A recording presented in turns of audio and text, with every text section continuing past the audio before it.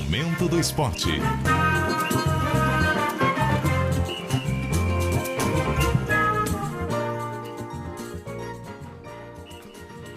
Júnior Cunha, vamos falar de esporte, Júnior Cunha, boa tarde. Vamos, boa tarde, Arcângela, boa tarde, Jael, e também para você aí que nos ouve no Tarde de Notícias. Parazão 2022, Campeonato Paraense está oficialmente aberto?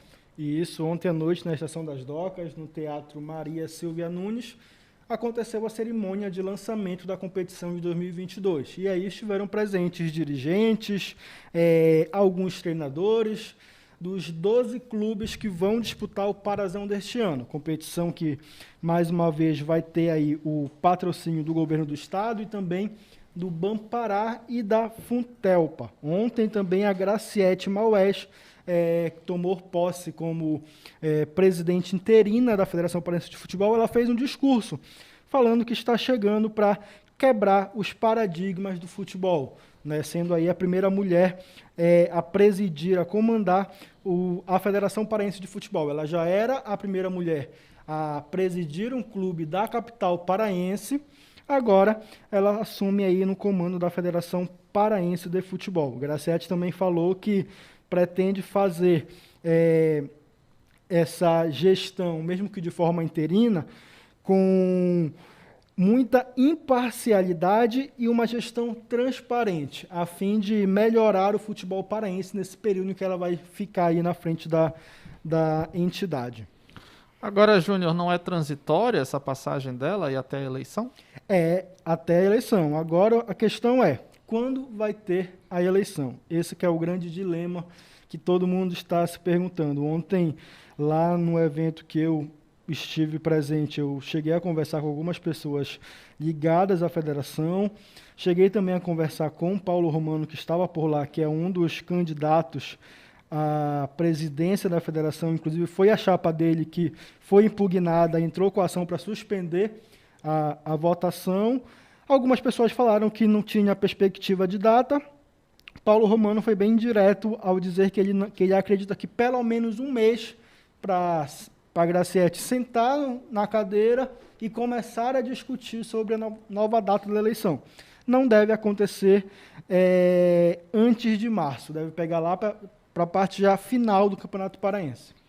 Tá certo, então. Tá alguns meses de gestão, né? A Graciete vai tentar fazer alguma coisa aí para melhorar, especialmente a imagem, né, a credibilidade da instituição. Mas eu acho que ela já está quebrando um paradigma, né? Sim, principalmente, né, por ser uma mulher, né, sim, assumindo aí um cargo numa federação, que é uma federação que a gente sabe que durante anos e anos até este momento só foi comandada por homens. A gente torce aí para que a Graciete consiga implementar alguma coisa, né? Até porque com certeza as resistências serão muitas. Falando do Clube do Remo, o Leão Azul prossegue no mercado, não descarta a vinda de atacante Vanilson. É isso, ontem também eu conversei com o Fábio Bentes lá sobre diversos assuntos que a gente vai destrinchar aqui ao longo desta semana, a Série C, também o formato da competição, que o Fábio é um dos que está à frente, mas nesse momento a gente traz a informação de contratação. O Remo pretende ainda durante o Parazão trazer de 2 a 3 peças. Uma dessas peças é um lateral esquerdo, tá? Fechado que o clube quer trazer um lateral esquerdo ainda para fechar o elenco. O Remo tem hoje Paulo Henrique e Marlon como opções para lateral. Porém, o Marlon ele está mais deslocado para a função de zagueiro do que para de lateral. Então, o Remo quer ter esse segundo ou terceiro lateral esquerdo. As outras 2 posições, o Remo vai olhar aí de acordo com o andamento do Parazão. Em relação ao Vanilson, o Fábio não descarta a vinda dele. Ele tem ainda um pré-contrato assinado com o Remo, e aí o Remo aguarda até abril o Vanilson definir a situação dele lá na Arábia, porque a situação é a seguinte: o Vanilson, para ele sair do clube e voltar para o Brasil, ele precisa de um visto.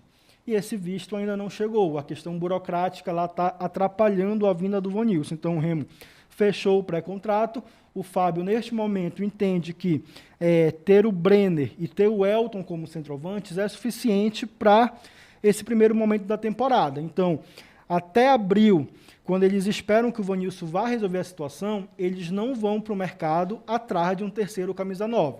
Vão disputar o Parazão com o Brenner e com o Elton, e aí esperar a situação do Vanilson para poder ter esse terceiro jogador, que é o Vanilson para centroavante. No momento que Marcelo Douglas adentra aqui no estúdio da Rádio CBN Amazônia, muito preocupado, inclusive, com as notícias do Leão Azul, né? Querendo saber aí da vinda do atacante Vanilson, enfrentando problemas burocráticos lá no mercado do Oriente Médio. Aliás, isso é uma coisa que tem, não só aqui com relação ao Remo, né, Júnior? Mas outros clubes brasileiros também, né? Tem essa questão de poder entrar, não poder entrar no país, ou às vezes quer sair, enfim, o Brasil...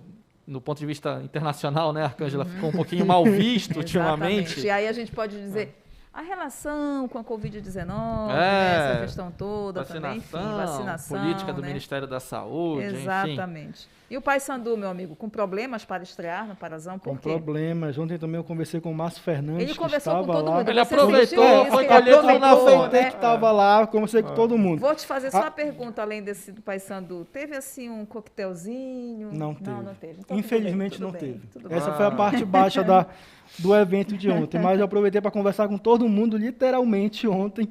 E o Márcio revelou que 3 jogadores do Paysandu estão no departamento médico. Um deles é titular, é o goleiro Thiago Coelho. Thiago está com um desconforto muscular e é dúvida para o jogo de amanhã, estreia do Paysandu contra a equipe do Bragantino. Fora a situação do Thiago, o Paysandu deve ser o mesmo time que entrou em campo no sábado pelo amistoso contra a equipe contra a seleção de Barcarena. O Paysandu venceu por 5-1. E aí, com essa situação do Thiago, a gente começa a projetar o Paysandu, que vai entrar em campo amanhã, com Elias no gol, Polegar, Marcão, Everton e Patrick Bray na linha de defesa, meio de campo com Bileu, Ricardinho e José Aldo, e um ataque com Dioguinho, Enan e Marcelo Toscano. Essa é a única dúvida. Os outros 2 que estão lesionados é o Genilson, zagueiro, e o William Fazendinha, meia. Júnior, o Paysandu recentemente fez um jogo treino, né? Deu para extrair alguma coisa desse Paysandu nessa partida? A gente sabe que existe uma diferença nesses jogos de pré-temporada, né? Mas alguém se destacou, chamou mais atenção? Gostei da movimentação do Marcelo Toscano, gostei do Dioguinho, foi um jogador também que foi muito interessante. Ricardinho, aquele cara que, claro, como tu bem citou, né? Amistoso é uma coisa, jogo valendo é outra história, mas... Eu gostei de ver o Ricardinho com a bola no pé, né? O cara que vai dar aqueles lançamentos e vai conseguir achar o companheiro numa situação melhor para concluir a jogada. Foram 3 jogadores que eu destaco que foram bem nesse amistoso, e também tem a questão do Márcio Fernandes, que é um cara que, nesse primeiro amistoso, ele conseguiu, primeiro e único, né, amistoso, conseguiu mostrar que o Paysandu vai ter, de fato, a cara dele, que é aquele time que não sai jogando com chutão, sai tocando, abre na direita, vem para o meio, vem trocando passes, sempre em direção ao gol adversário. O Paysandu vai ter essa característica com o Márcio Fernandes.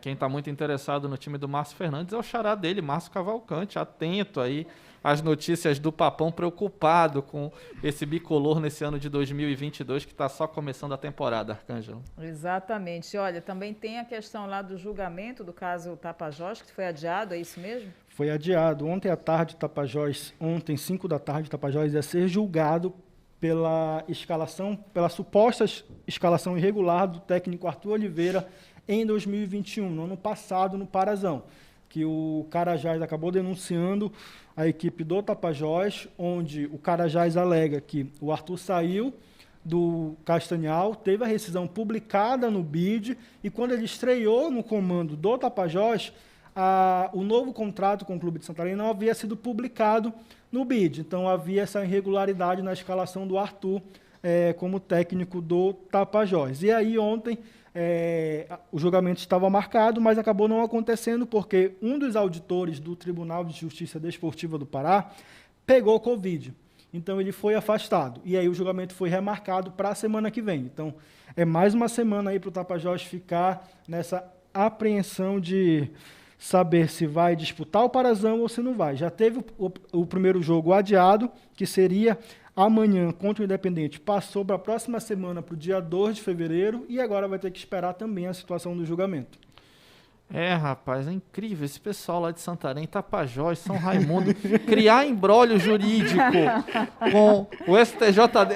Eles são... que Tatiane Lobato está ouvindo. Não, mas eles são campeões. Desde o ano passado a gente está falando disso. É o São Raimundo, é o São Francisco, é o Amazônia, é o Tapajós. Os caras tumultuam aqui o Parazão. Esse pessoal...